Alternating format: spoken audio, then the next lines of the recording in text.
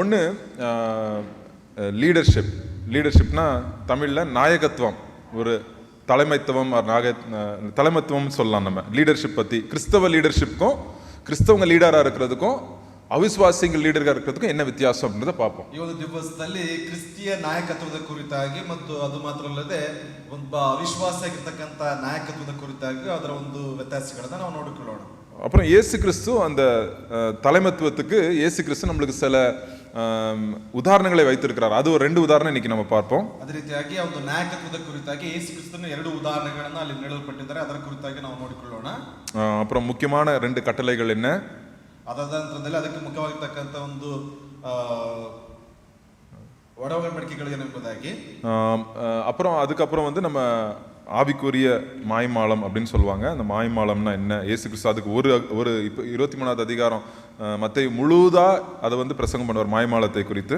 ಅಲ್ಲಿ ನೋಡ್ತೇವೆ ಮಾಯಾಜಾಲದ ಕುರಿತಾಗಿ, ಆತ್ಮಿಕವಾದ ಒಂದು ಮಾಯಾಜಾಲದ ಕುರಿತಾಗಿ ಮತ್ತಾಯ 23ನೇ ಅಧ್ಯಾಯದ ಪೂರ್ತಿಯಾಗಿ ಅದರ ಕುರಿತಾಗಿ ತಿಳಿಸ್ತಾ ಇದ್ದಾರೆ. அப்புறம் கடைசியாக வந்து இயேசு கிறிஸ்துவோட 2வது வருகை எப்படி இருக்கும், அது என்னென்ன நடக்கும் அப்படின்னு நம்ம ஸ்டெப்பா நம்ம பார்க்க போறோம். ಅದಾದ ನಂತರದಲ್ಲಿ ಯೇಸು ಕ್ರಿಸ್ತನ 2ನೇ ಬರುವಿಕೆಯ ಕುರಿತಾಗಿ ಹಂತವಾಗಿ ನಾವು ನೋಡುತ್ತೇವೆ. சரி, இன்னைக்கு ஃபர்ஸ்ட் வந்து நம்ம இந்த 3 பகுதிகளில், மத்தேயுல அந்த வசனம் போட்டிருக்கு 20வது அதிகாரம், மார்க் 10வது அதிகாரம், லூக்கா 22வது அதிகாரம், இந்த 3 இடத்துலயும் 2 சம்பவங்கள், 2 வித்தியாசமான சம்பவங்களை நம்ம பார்க்கிறோம். ಇಲ್ಲಿ ಮತ್ತಾಯ 20ನೇ ಅಧ್ಯಾಯ, ಮಾರ್ಕ್ 10ನೇ ಅಧ್ಯಾಯ, ಲೂಕ 22ನೇ ಅಧ್ಯಾಯದಲ್ಲಿ 2 ಸಂಭವಗಳು ನಡೀತಾ ಇದೆ. ಎಲ್ಲ ಒಂದು ರೀತಿಯಾದ ಕಾರ್ಯಗಳು. மத்தேயு மார்க்ல என்ன சொல்றாங்க, என்ன நடக்குது?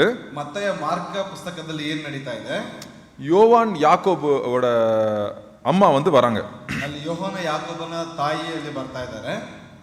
வந்துட்டு ஆண்டவர்கிட்ட சொல்றாங்க, ஆண்டவரே எங்க பிள்ளைங்க நல்ல ஊழியம் செஞ்சிருக்காங்க உங்களுக்காக, வருகிற உம்முடைய ராஜ்யத்துல வரும்போது ஒருத்தர் வலது பக்கமோ இடது பக்கமோ மெயினான மினிஸ்டர் பொசிஷன் கொடுத்துருங்க அப்படின்னு கேட்கறாங்க. ಅಲ್ಲಿ ಅವರು ಬಂದ್ಬಿಟ್ಟು ಅವರು ಯೇಸು ಕ್ರಿಸ್ತನ ಬಳಿಯಲ್ಲಿ ಕೇಳ್ತಾ ಇದ್ದಾರೆ, ನಿಮ್ಮ ರಾಜ್ಯವನ್ನು ಪಡೆದುಕೊಂಡು ಬರುವಂತ ಸಂದರ್ಭದಲ್ಲಿ ಒಬ್ಬನನ್ನ ಬಲಗಡೆಯಲ್ಲಿ ಮತ್ತೊಬ್ಬನನ್ನ ಎಡಗಡೆಯಲ್ಲಿ ಕೂತ್ಕೊಳ್ಳುವಂತ ರೀತಿಯಲ್ಲಿ ಕೇಳಿಕೊಳ್ತಾ ಇದ್ದಾರೆ. இது வந்து மத்தேயு மார்க்ல பார்க்கிறோம். ಇದನ್ನ ಮತ್ತಾಯ ಮಾರ್ಕ ಅನ್ನೋ ಪುಸ್ತಕದಲ್ಲಿ ನಾವು ಧ್ಯಾನಿಸ್ತೇವೆ. லூக்கா 22வது அதிகாரத்துல ஒரு பகுதி பார்க்கிறோம். ಲೂಕ 22ನೇ ಅಧ್ಯಾಯದಲ್ಲಿ ಒಂದು ಭಾಗವನ್ನು ನಾವು ಗಮನಿಸ್ತೇವೆ. அங்க என்ன ஆகுதுன்னா, சீசர்களுக்குள்ளே சண்டை வருது, யாரு பெரியவன், ஹூ இஸ் த கிரேட்டஸ்ட், யார் இதுல பெரியவன் அப்படின்ற ஒரு சண்டை வருது. ಅಲ್ಲಿ ಶಿಷ್ಯರ ಬಳಿಯಲ್ಲಿ ಯಾರು ಹೆಚ್ಚಿನವನು ಎಂಬತಕ್ಕಂತ ಒಂದು ವಾಗ್ವಾದ ಅವರಲ್ಲಿ ಉಂಟಾಗ್ತಾ ಇದೆ. சரி, இது எல்லாருக்குள்ளேயும் ஒரு ஆசை இருக்கும், யார் லீடர் ஆக தேவையில்லை, நான் லீடர் வேண்டாம், நான் லீடர் ஆக மாட்டேன், நான் வந்து தலைமத்துவம் எனக்கு வேண்டாம் அப்படின்னு சொல்றவங்க எத்தனை பேர் இருப்பாங்க? ನಾಯಕತ್ವ ಬೇಡ ನನಗೆ ಅಂತಕ್ಕಂಥವ್ರು ಎಷ್ಟು ಜನ ಇದ್ದಾರೆ ಎಂಬುದಾಗಿ ரொம்ப கம்மி, ತುಂಬಾ ಕಡಿಮೆ. எல்லாருக்கும் வந்து ஏதாவது ஒரு லீடர் ஆகணும் அப்படின்னு ஆசை. ಎಲ್ಲರಿಗೂ ಯಾವುದಾದ್ರೂ ಒಂದು ನಾಯಕತ್ವ ಆಗ್ಬೇಕೆಂಬುವಂತ ಒಂದು ಆಸೆ. ஸோ கிறிஸ்தவ வாழ்க்கையில இயேசு கிறிஸ்து சொல்ற காரியங்கள், தலைமத்துவத்தை குறித்து சொல்ற காரியங்கள் என்ன? ಯೇಸು ಕ್ರಿಸ್ತನ ಒಂದು ನಾಯಕತ್ವದ ಕುರಿತಾಗಿ ಹೇಳುವಂತ ಕಾರ್ಯಗಳು ಏನು? உலகத்துல இருக்கிற லீடர்ஸுக்கும் சபையில இருக்கிற லீடர்ஸ்க்கும் வித்தியாசம் என்ன? ಲೋಕದಲ್ಲಿರ್ತಕ್ಕಂಥ ನಾಯಕರುಗಳಿಗೂ ಸಭೆಯಲ್ಲಿರ್ತಕ್ಕಂಥ ನಾಯಕರುಗಳಿಗೂ ಇರ್ತಕ್ಕಂಥ ವ್ಯತ್ಯಾಸಗಳೇನು? ஸோ ஆண்டவர் சொல்றாரு, ஃபர்ஸ்ட் அதுக்கு முன்னாடி சொல்றாரு, அந்த யோவான் யாக்கோபு அம்மாட்ட சொல்றாரு, அம்மா நீங்க வந்து இது பெரிய காரியத்தை கேட்குறீங்க உங்க பிள்ளைகளுக்காக, இதை நான் கொடுக்க முடியாது, நான் வந்து பண்றது, நான் குடிக்க போற ஒரு இது இருக்கு. 22வது வசனம், மத்தேயு 20வது அதிகாரம் 22வது வசனம் அது சொல்றாங்க. இயேசு கிறிஸ்து என்ன சொல்றாரு? ಅಲ್ಲಿ ಮತ್ತಾಯ 22ನೇ ಅಧ್ಯಾಯದಲ್ಲಿ 20ನೇ ಅಧ್ಯಾಯ 22 20ನೇ ಅಧ್ಯಾಯ 22ನೇ ವಚನದಲ್ಲಿ ಹೇಳ್ತಾ ಇದ್ದಾರೆ, ನೀವು ಕೇಳುವಂತದ್ದು ಏನೆಂಬುದಾಗಿ ಅವರು ಗೊತ್ತಿದೆ ಎಂಬುದಾಗಿ. ಯೇಸು ಪ್ರತ್ಯುತ್ತರமாக, நீங்கள் கேட்டுக்கொள்கிறது இன்னது என்று உங்களுக்கு தெரியவில்லை, நான் குடிக்கும் பாத்திரத்தில் நீங்கள் குடிக்கவும் நான் பெறும் ஸ்நானத்தை நீங்கள் பெறவும் உங்களால் கூடுமா என்றார். ஆண்டவர் சொல்றாரு, நான் குடிக்க போற ஒரு ஆண்டவருடைய அந்த கோபாக்கினேயின் அந்த கப், த கப் ஆஃப் ராத் அப்படின்னு இங்கிலீஷ்ல சொல்லுவாங்க. ஆண்டவருடைய கோபம், பாவத்தின் மேல இருக்கிற கோபத்தை இயேசு கிறிஸ்து குடிக்க போறாராம். அவர் ஒரு ஞானஸ்தானத்தை பெற போறாராம். அது என்னது? ஆண்டு வந்து அவருக்குன்னு ஒரு ஞானஸ்தானம் வச்சிருக்கிறார். என்னது? நம்மளுக்காக, உலகத்தின் பாவங்களுக்காக அவர் வந்து கஷ்டப்பட போறாரு. அதை வந்து உங்க பிள்ளைங்க குடிக்க முடியுமா அப்படின்னு வந்து ஆண்டவர் கேட்கிறாரு. ಅಲ್ಲಿ ದೇವರು ಕೇಳ್ತಾ ಇದ್ದಾರೆ, ಒಂದು ಕೋಪಾಗ್ನಿ ಅಂತಕ್ಕಂಥ ಒಂದು ದ್ರಾಕ್ಷರಸವನ್ನು ಅಥವಾ ಒಂದು ಪಾತ್ರವನ್ನು ಕುಡಿಯೋದಕ್ಕೆ ಆಗ್ತದೆ ಎಂಬುದಾಗಿ, ಅದು ಮಾತ್ರ ಅಲ್ಲದೆ ಒಂದು ಪಾಪದ ಅಗ್ನಿಯಲ್ಲಿ ಹೋಗುವುದಕ್ಕೆ ಅವರಿಂದ ಆಗ್ತದೆ ಎಂಬುದಾಗಿ ಅಲ್ಲಿ ಯೇಸು ಕ್ರಿಸ್ತನು ಕೇಳ್ತಾ ಇದ್ದಾರೆ. அப்புறம் 2வது ஆண்டவர் சொல்றாரு, ரைட் ஹேண்ட்லயும் லெஃப்ட் ஹேண்ட்லயும் உட்கார வைக்கிறது என்கிட்ட இல்ல, பிதா வந்து டிசைட் பண்ணுவார் என் ரைட் ஹேண்ட்ல லெஃப்ட் ஹேண்ட்ல யார் உட்காருவாங்க அப்படின்னு சொல்றாரு. ನನ್ನ ಬಲಪಕ್ಕದಲ್ಲಿ ಎಡಪಕ್ಕದಲ್ಲಿ ಕೂತ್ಕೊಳ್ಳುವಂಥದ್ದು ನನಗೆಲ್ಲ, ಅದು ದೇವರೇ, ಅದನ್ನ ತಂದೆಯವರು ಅದನ್ನು ಸಿದ್ಧ ಮಾಡ್ತಾರೆ ಎಂಬುದಾಗಿ ಹೇಳ್ತಾ ಇದ್ದಾರೆ. உடனே அந்த சீசர்கள் சொல்றாங்க, இல்ல இல்ல நாங்களும் குடிக்கிறோம், நாங்களும் அந்த ஞானஸ்நானத்துக்குள்ள வரோம் அப்படின்னு சொல்றாங்க. நிறைய நேரத்தில் நம்ம ஆண்டர்கிட்ட என்ன கேட்கிறோம் நம்மளுக்கே தெரியாது அதோடைய அர்த்தம். ತಕ್ಷಣವಾಗಿ ಶಿಷ್ಯರು ಹೇಳ್ತಾರೆ, ನಾವು ಕುಡಿತೇವೆ, ನಾವು ಬರ್ತೇವೆ ಎಂಬುದಾಗಿ ಅನೇಕ ಸಂದರ್ಭಗಳಲ್ಲಿ ನಾವು ಹೇಳುವಂಥದ್ದು ನಮಗೆ ಅರ್ಥವಾಗ್ತಾ ಇರುವುದಿಲ್ಲ ಎಂಬುದಾಗಿ. ஸோ திருப்பி இந்த டாபிக் வரேன், நடுவில் சின்னது ஒரு ஆஃப் ட்ராக் போகிறேன். என்னதுன்னா, அதே யாக்கோபு யோவான் இயேசு கிறிஸ்துட்ட நான் பெரியவன் ஆகணும்னு சொன்னவங்க கொஞ்ச நாட்களிலே ஒரு 2-3 வருஷத்தில் ஏசப்பாக்காக மரித்தாங்க.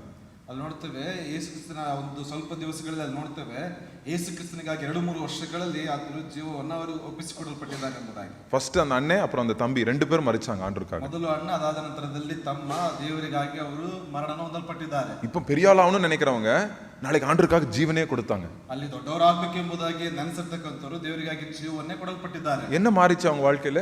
ಯಾವುದು ಬದಲಾವಣೆ ಬಂದವರ ಜೀವಿತದಲ್ಲಿ? இயேசு கிறிஸ்து சிலுவையை பார்த்தாங்க ஃபர்ஸ்ட். ಯೇಸು ಕ್ರಿಸ್ತನ ಶಿಲುಬೆಯನ್ನು ನೋಡಲ್ಪಟ್ಟರು ಮೊದಲು. இயேசு கிறிஸ்துவோட உதாரணத்தை பார்த்தாங்க. ಯೇಸು ಕ್ರಿಸ್ತನ ಉದಾಹರಣೆಯನ್ನು ಗಮನಿಸಿದ್ದಾರೆ. இரண்டாவது பரிசுத்தாவினாலே அபிஷேகம் பண்ணப்பட்டாங்க. ಎರಡನೇದಾಗಿ ಪರಿಶುದ್ಧಾತ್ಮನಿಂದ ತುಂಬಿಸಲ್ಪಟ್ಟಿದ್ದಾರೆ.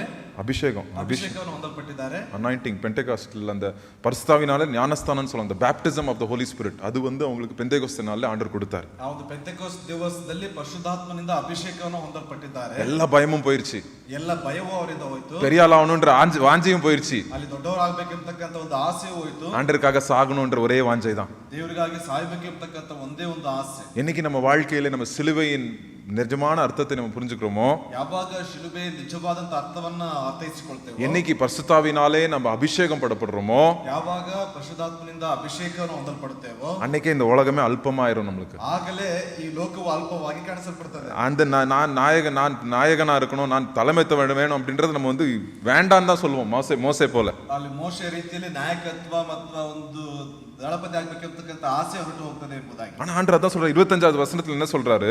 25ನೇ ವಚನದಲ್ಲಿ ದೇವರು ಹೇಳ್ತಾ ಇದ್ದಾರೆ, உலகத்துல இருக்கிறவன் எல்லாம் லீடர் ஆகணும்னு, கிரேட் ஆகணும்னு தான் ஆசைப்படுறான். I want to be great தான் சொல்றான் அப்படின்னு ஆண்டவர் சொல்றாரு. ಲೋಕದಲ್ಲಿರ್ತಕ್ಕಂಥವನು ನಾನು ಶ್ರೇಷ್ಠನೆನಿಸಿಕೊಳ್ಳಬೇಕು, ಶ್ರೇಷ್ಠನಾಗಬೇಕು ಎಂಬುದಾಗಿ ಅಂದುಕೊಳ್ತಾನೆ. புறஜாதிகள் என்ன பண்ணுவாங்களாம், எதுக்கு கிரேட் ஆகணுமா?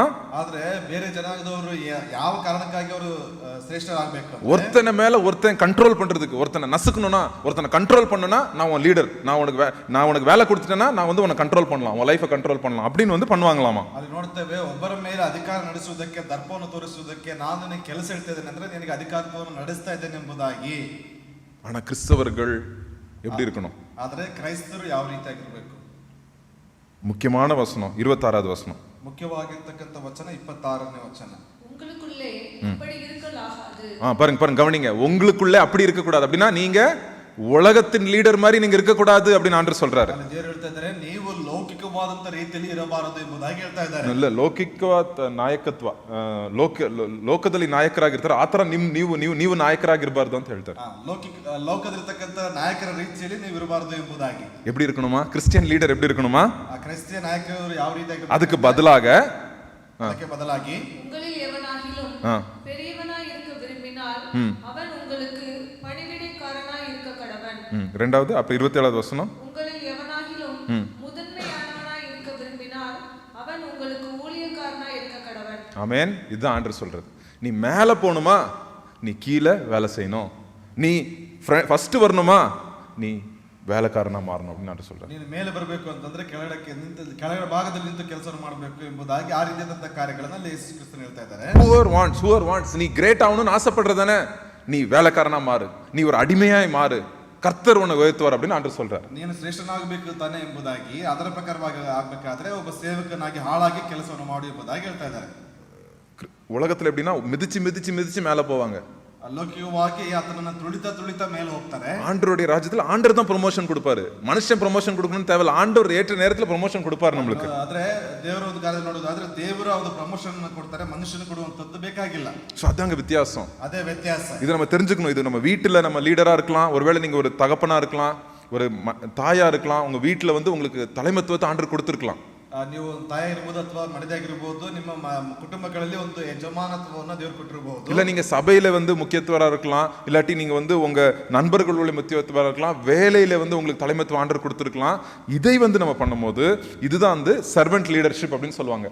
வேலை செய்து வேலைக்காரன் போல இருக்கிற தலைமத்துவம் அப்படின்னு சொல்லுவாங்க.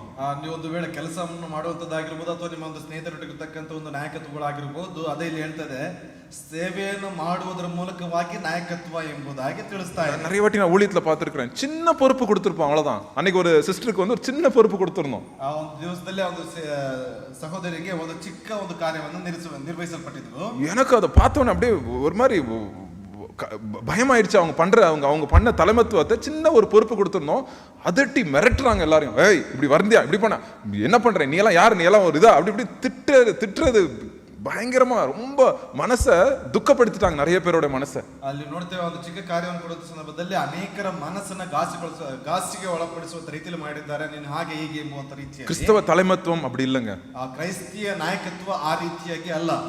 பிரதர் என்ன பிரதர் இப்படி சொன்னா பிரதர், எல்லாரும் மிதிச்சிருவாங்க பிரதர் நம்மள அப்படின்னுவீங்க. ಈ ರೀತಿಯಾಗಿ ಹೇಳಿದ್ರೆ ಎಲ್ಲರೂ ನಮ್ಮನ್ನ ತುಳಿದು ಹಾಕ್ಬಿಡ್ತಾರೆ ಸಹೋದರ ಎಂಬುದಾಗಿ. ஆண்டவர் வந்து முடியாததுக்கு நம்மளை வந்து சொல்ல மாட்டார், முடியாத காரியத்தை செய்ய சொல்ல மாட்டார் ஆண்டவர். ಅಸಾಧ್ಯವಾದಂತ ಕಾರ್ಯವನ್ನು ಮಾಡೋದಕ್ಕೆ ದೇವರು ಹೇಳುವುದಿಲ್ಲ. ஏன்னா 28வது வசனத்துல என்ன சொல்லுது? 28ನೇ ವಚನದಲ್ಲಿ ಏನು ಹೇಳ್ತದೆ?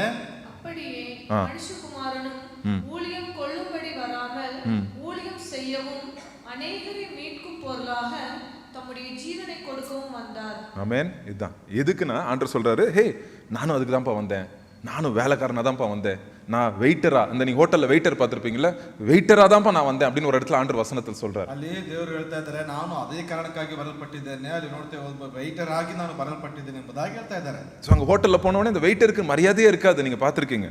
ಹೋಟೆಲ್ಗೆ ಹೋದ್ರೆ ಒಂದು ವೆಯಿಟರ್ಗಳಿಗೆ ಮರ್ಯಾದೆನೇ ಇರುವುದಿಲ್ಲ, ನೀವು ಗಮನಿಸಿದಿರಿ. லூக்கால ஆண்டவர் அந்த ஒரு வசனத்தில் சொல்வாரு, நான் வந்து சாப்பாடு போடுறவன் போல நான் வந்தேன் அப்படின்னு சொல்லுவார் ஆண்டவர். ಅಲ್ಲಿ ಊಟವನ್ನು ಬಡಿಸುವಂತವನ ರೀತಿಯಲ್ಲಿ ಬರಲ್ಪಟ್ಟೆ ಎಂಬುದಾಗಿ ಹೇಳ್ತಾ ಇದ್ದಾರೆ. இந்த தாழ்மையை தேவன் பார்த்தார். ಈ ಒಂದು ತಾಳ್ಮೆಯನ್ನು ದೇವರು ಗಮನಿಸ, மனுஷன் பார்க்கலன்னு தேவையில்ல, தேவன் பார்த்தார் இந்த தாழ்மையை. ಮನುಷ್ಯನ ಗಮನಿಸಿದ್ರು ಕೂಡ ಪರವಾಗಿಲ್ಲ, ದೇವರು ಗಮನಿಸಲ್ಪಟ್ಟಿದ್ದಾರೆ. இன்னைக்கு நம்ம நிறைய நேரத்துல வந்து ஆண்டருக்காக நம்ம செய்யறோமா, மனுஷனுடைய கண் பார்வைக்காக நம்ம செய்யறோமா? ಇವತ್ತು ಅನೇಕ ಕಾರ್ಯಗಳನ್ನ ದೇವರ ಒಂದು ನೋಟಕ್ಕಾಗಿ ಮಾಡ್ತಾ ಇದ್ದೇವೆ ಅಥವಾ ಮನುಷ್ಯನ ನೋಟಕ್ಕಾಗಿ ನಾವು ಮಾಡ್ತಾ ಇದ್ದೇವೆ. சின்னது ஏதோ ரெண்டு புகழ்ச்சி சொல்லிடுவோம், ஐயோ இவன் கிரேட், இவன் நல்லா செஞ்சான் அப்படின்னு அவன் சொல்ற அந்த புகழ்ச்சிக்காக நம்ம செய்யறோமா, இல்ல கர்த்தருக்காக, கர்த்தர் என் ஏசப்பா செஞ்சாரு, என் ஏசப்பா வேலைக்காரனா இருந்தாரு, என் ஏசப்பா அநேகரை மீட்டு கொள்ளும்படி தான் சிலுவையில போனாரு அப்படின்னு நம்ம செய்யறோமா?